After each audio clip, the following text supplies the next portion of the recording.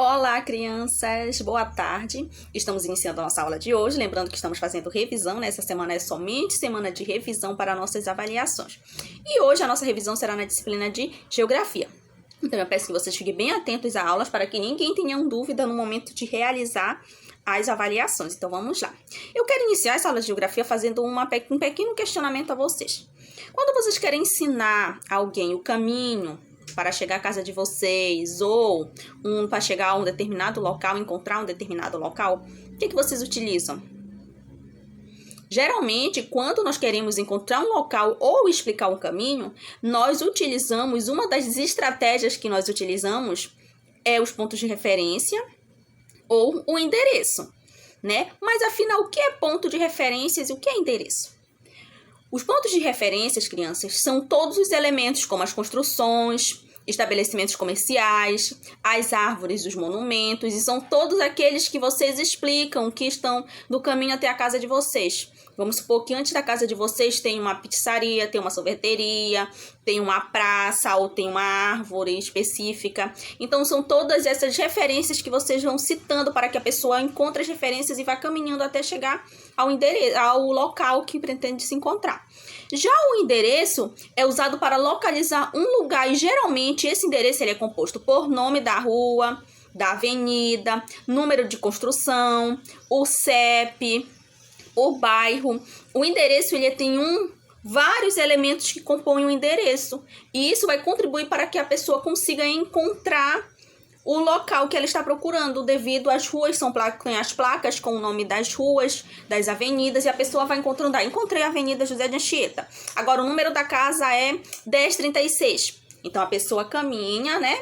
Vem caminhando, e a pessoa vai verificando as numerações até chegar na 1036. E assim, sucessivamente, né? Mas, além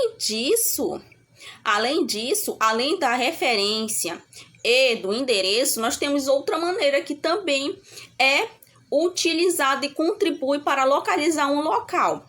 Vocês sabem quais são?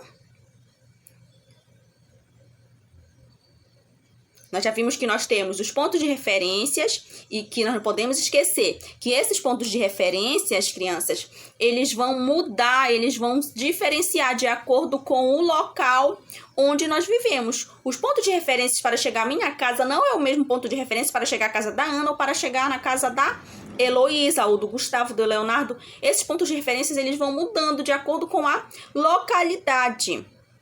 E no endereço, nós vimos que nós temos um elemento muito importante que é o CEP. O que é esse CEP, crianças?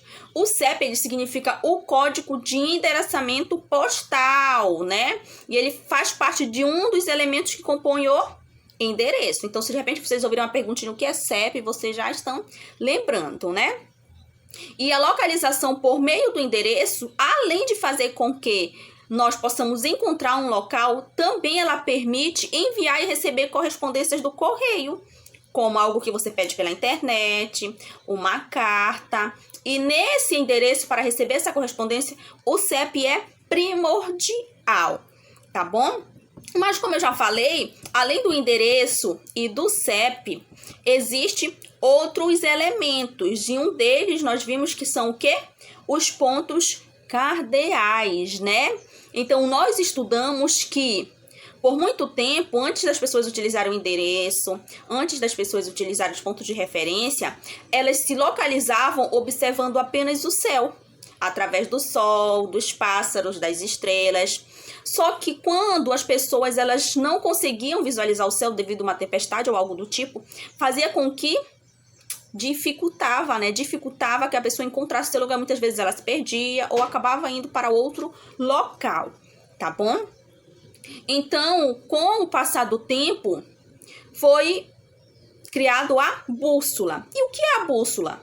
A bússola ela é um instrumento muito utilizado para localização e a orientação. Com o auxílio desse instrumento da bússola, os navegadores puderam mapear os oceanos e o continente, tá bom? Houve-se aí o mapeamento dos oceanos e do continente. E por que foi criada a bússola? A bússola ela foi criada pelos chineses, tá bom? A bússola foi criada pelos chineses por volta de 2000 anos antes de Cristo. Muito tempo, né, crianças?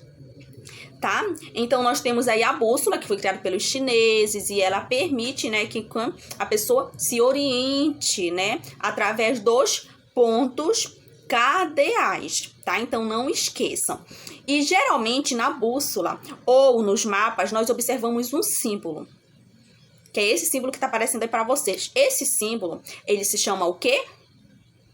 Rosa dos ventos, né? As rosas dos ventos, elas vai indicar os pontos cardeais. Mas nós estamos falando em pontos cardeais. Quais são os pontos cardeais? Nós temos o norte, nós temos o sul, nós temos o leste e nós temos o oeste. Então, nós temos 4 pontos cardeais, né?